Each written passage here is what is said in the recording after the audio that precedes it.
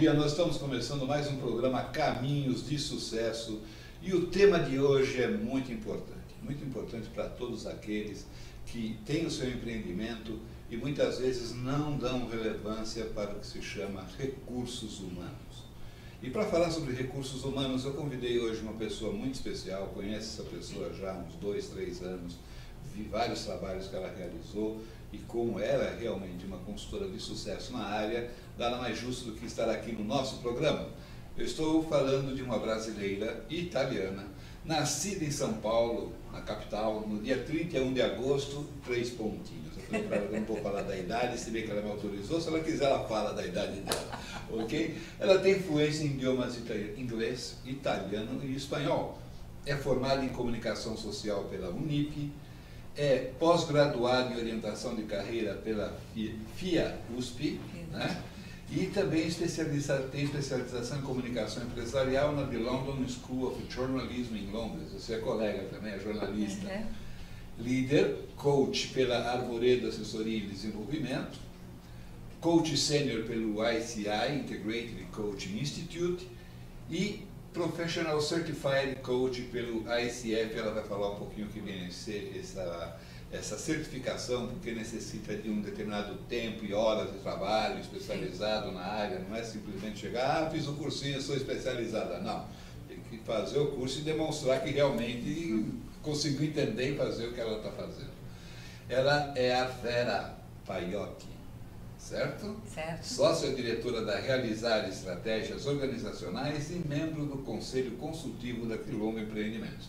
Vera, bom dia. Bom dia. Obrigado por estar no meu programa. Prazer é todo meu, muito obrigada. Eu Vera, que agradeço. Que bom. E nós vamos ter um bate-papo, fica tranquilo, um bate-papo muito gostoso, muito ameno, mas muito importante quando a gente fala sobre RH. Mas o pessoal entender um pouquinho mais o que vem a ser o PCC, que é o Professional Certified Coach.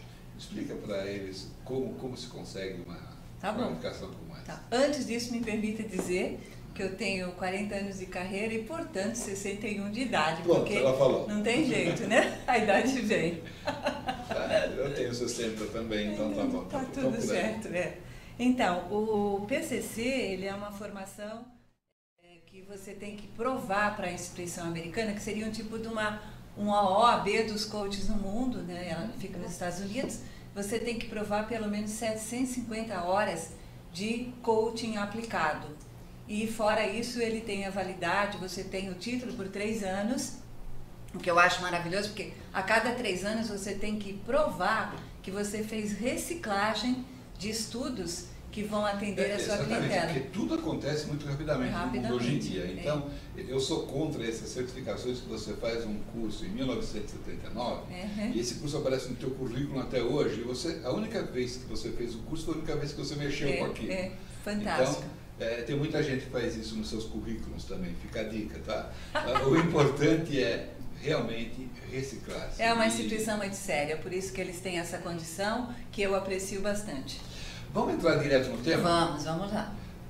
Qual é a função do RH numa empresa de média e grande porte? Então, eu acho que antes de falar da função, eu vou falar de um contexto, né? Que eu acho que nós estamos num momento de boom no Brasil, de muito crescimento, de muitas oportunidades. Mas a gente continua às voltas, né? Por si, a própria mídia vem falando muito sobre isso, da dificuldade que empresários e acionistas têm com produtividade, com rentabilidade, com retenção de pessoas em função de uma formação aí com problemas que a gente tem no nosso país. Então, mais do que nunca, o RH tem um espaço para ele ser estratégico. E o que é ser o RH estratégico? É entender o business, é realmente entender o negócio e trabalhar para o negócio. Exatamente, porque no passado a gente via o RH mais como um departamento preocupado com contratação de pessoa, colocação da pessoa na sua função de trabalho, um treinamento institucional falando da empresa e depois muito boa sorte, seja feliz, né? E cuidar de coisas assim triviais e só pensar no plano de carreira, no desenvolvimento, no planejamento de pessoas e funções, para determinados cargos para cima. Hoje já não é mais assim, né? O RH ele tem que ter ele tem que participar da estratégia da empresa desde lá do comecinho, desde o momento que você começa a definir visão, missão e tudo mais. Independente da empresa ter ou não RH, ela tem que se preocupar em estar bem assessorada. Infelizmente, eu gostaria de também estar falando com o passado, mas ainda não falo que é unanimidade, não. Ainda não. Nós temos muitas empresas que ainda têm esse RH bastante limitado na sua possibilidade. Porque quando eu falo de rentabilidade, eu falo de produtividade, eu tenho por trás pessoas. Então, qual é o papel desse RH estratégico para poder influenciar, para poder assessorar? É muito diferente, mas nós temos muitas empresas que ainda não perceberam.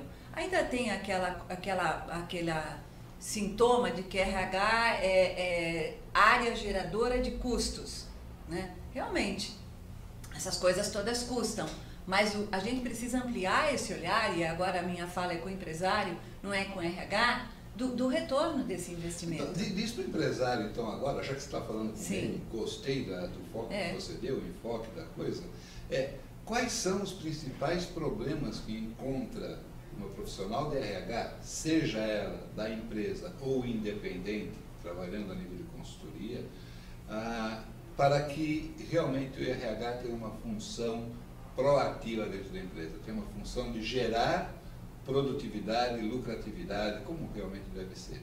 Quais são os principais problemas? Então, nós estamos falando desses RHs que ainda não estão estratégicos, né? Então, esses RHs, qual é o principal impeditivo que eles têm? É a direção, é o objetivo claro. Então, eu tenho um plano estratégico, mas você não pode ter acesso a ele, você é RH. E eu sempre digo isso para os empresários, não é preciso informar todos os números, mas eu tenho que, pelo menos, dar uma direção do meu macro. Para quê? Para que aquele RH, ele saiba o que ele está fazendo. Eu adoro contar essa fábula, por se você me permite, que é a fábula dos carregadores de pedra, né? Quem me conhece já sabe que eu falo muito dela. Então, é um sábio que vai no vilarejo e ele encontra alguns carregadores de pedra. E ele chega lá e ele pergunta, o que é que vocês estão fazendo aqui? E um diz assim, estou carregando essas malditas pedras porque eu não tenho o que fazer nessa cidade. O segundo diz assim, eu carrego essas pedras porque eu ganho dinheiro e para mim basta. E ele já desanimado com aquela abordagem, com aquela relação com o trabalho.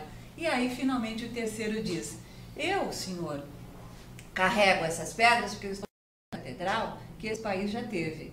Então é isso que eu defendo na relação do empresário, da diretoria para com o RH.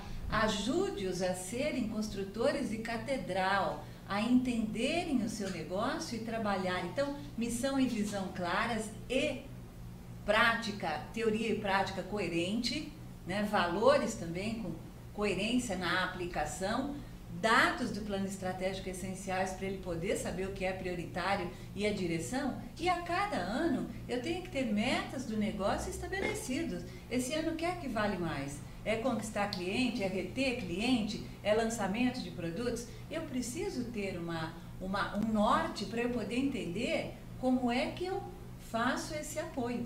Exatamente, e esse apoio ele vem geralmente na detecção de qual é o colaborador com mais capacidade para reter cliente, por exemplo, que não tem a mesma capacidade de um outro que é para captar e buscar novos clientes, que não tem a mesma capacidade de um outro que seria o atendimento telefônico, a preparação de uma entrevista, ou seja, cada um tem uma característica especial na sua formação pessoal que ajuda, que o RH tem como ajudar o líder desse pessoal a entender e não dar tarefa errada para a pessoa errada. Porque depois fala, olha, estou fazendo o que você me mandou, só que não está dando certo.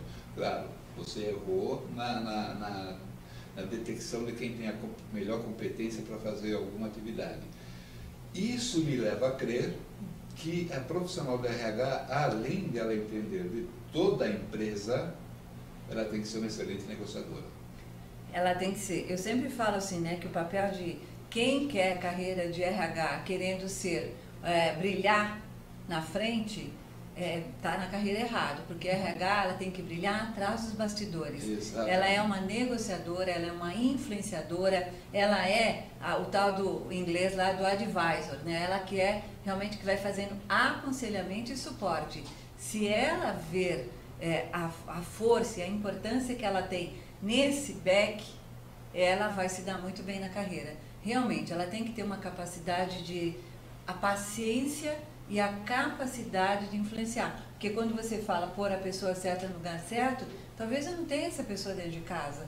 Talvez eu vou ter que gastar ali saliva para convencer que a gente tem que atrair alguém novo do mercado. Ou que eu tenho que complementar a competência que alguém que já tem um talento está lá dentro.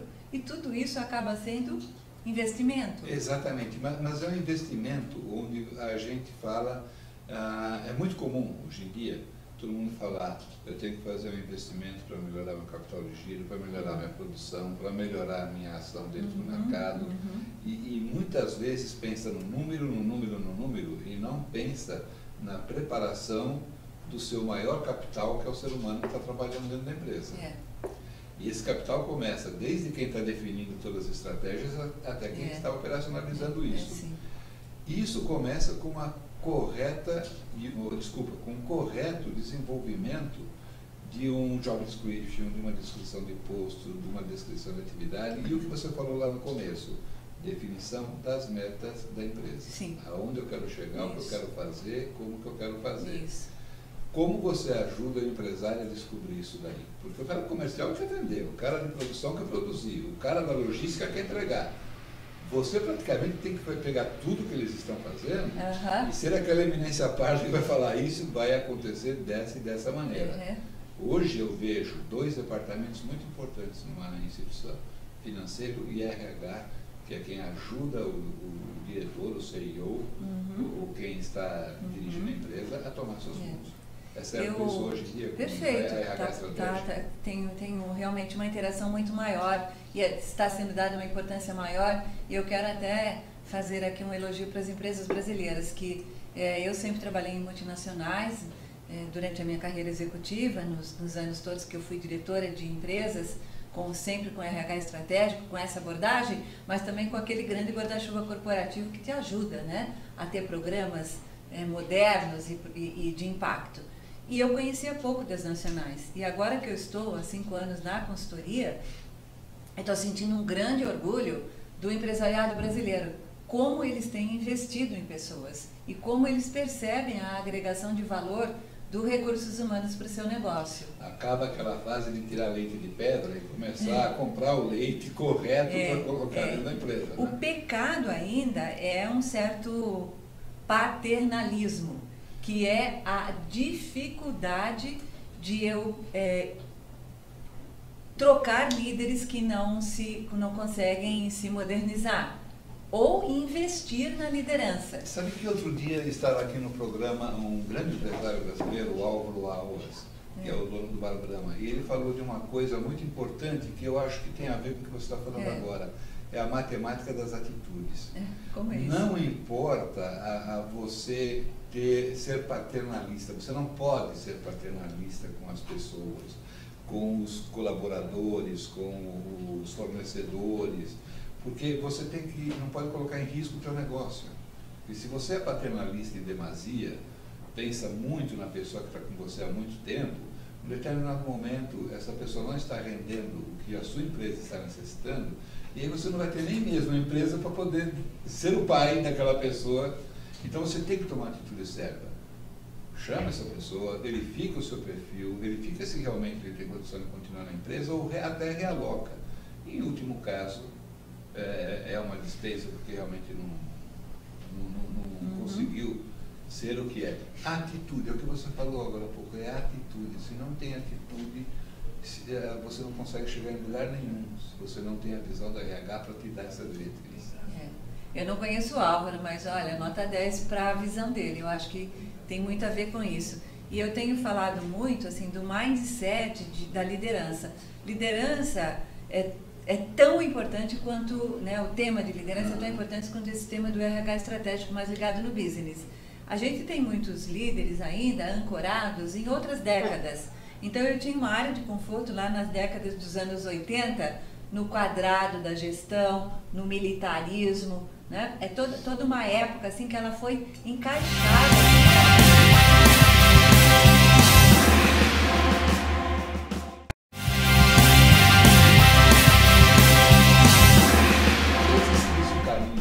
Nesse nosso bate-papo, que é traçar a diferença entre o que era esse RH do passado e esse RH do futuro. Separar um pouquinho as décadas, a gente tinha ali nos anos 80 o militarismo, o Senai, o formato, o pensamento num quadrado. Então a gestão ela era muito modeladora, faça como eu quero, e ela era muito também autoritária.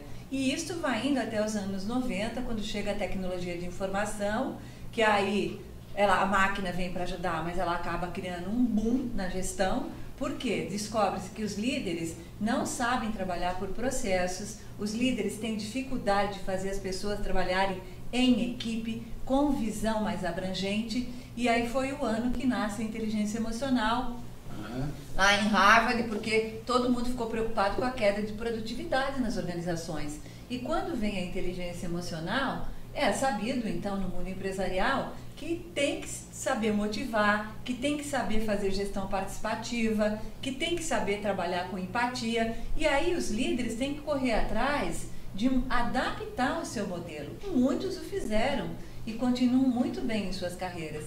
Tem outros que não querem saber. Eles estavam bem lá nos anos 80 e eles continuam lá. Só que continuam até hoje. Às vezes a gente pergunta, por que você quer que faça isso? Porque eu acho que deve ser assim. Pois é, Porcino. E não é. Agora, isso que o mercado está dizendo para ele. E ver o choque das gerações dos jovens chegando nessa inquietação, questionadores, querendo ter acesso às informações e se deparando com os líderes que não querem fazer isso. Eles estão lá naquele modelo do passado. Tudo isso é perda de dinheiro numa organização. Qual seria o percentual hoje de um budget total de uma empresa que você recomendaria para ser direcionado ao treinamento e a parte que você direcionaria à especialização na liderança? Te peguei agora? Agora foi, né? Eu não sei te dizer isso, mas eu acho que tem que ter um mínimo, depende muito da situação financeira de uma organização, mas eu acho que assim, qualquer empresa tem que ter um mínimo realmente direcionado para isso, se ela quer sustentabilidade e se ela quer realmente produtividade e rentabilidade. São as pessoas que fazem isso, ela não está gastando nada, ela só está investindo como ela faz os seus investimentos de marketing e todos os demais. Eu só posso garantir que ela vai ter muito mais sucesso. Agora, não sei dizer o percentual, porque depende muito da saúde das finanças, né? Como funciona o trabalho de descoberta das potencialidades das pessoas com análises do seu perfil? No momento que ele já está contratado, já está trabalhando, nota-se que é um líder muito bom, que é uma pessoa que tem empatia, todo mundo gosta dele, mas muitas vezes o resultado que ele está oferecendo para a empresa não é aquele desejado pela liderança, pode estar perto. Qual é o tipo de assessment, qual é o tipo de trabalho que existe que não necessite de psicólogos, que possa ser feito por alguém do RH, que possa descobrir esse perfil e trabalhar esse perfil para lhe dar resultado na empresa? Eu acho que é muita coisa. Agora, quando é feito assim dentro de casa, de novo, ter a direção clara, porque se eu traço um rol de competências, né, não precisa ser nada sofisticado, mesmo uma coisa simples, eu vou poder medir o gap daquele líder, daquela pessoa, vis-à-vis a competência estabelecida. O que eu posso te dizer é que, em geral, a gente promove um bom técnico, e aí ele vira um líder técnico. E o gap maior que a gente tem encontrado no nosso trabalho de consultoria é gestão de pessoas. Então, se tiver uma boa competência, no caso de líderes, de gestão de pessoas estabelecida, eu dizer quais são os princípios, o que de fato eu espero dele neste papel, eu tenho como medir isso dentro de casa. Tem várias formas de se fazer isto, mas de novo, eu preciso dar a direção, porque senão eu fico chorando, lamentando, mas eu não contei o que eu queria. Então, como é que eu posso dar a correção de rota, como é que eu posso investir naquela pessoa se eu não tiver realmente um parâmetro para ele seguir e para que eu, RH, possa ir dando feedback de quanto ele está indo bem ou não naquele requisito.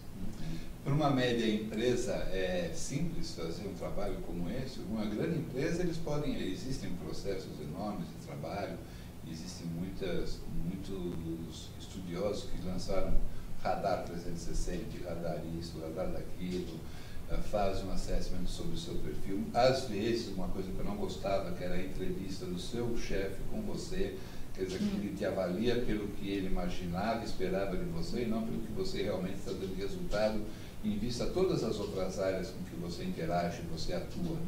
Então, até que um dia eu propus, vamos fazer a avaliação dos líderes, cada um dos líderes, por exemplo, de produção, de logística, de comercial, avaliar aquele líder que você tem no seu departamento e vice-versa. Porque aí, às vezes, algo que o seu chefe direto imagina que você está errando, o outro fala, não, está ótimo porque ele está me trazendo resultado.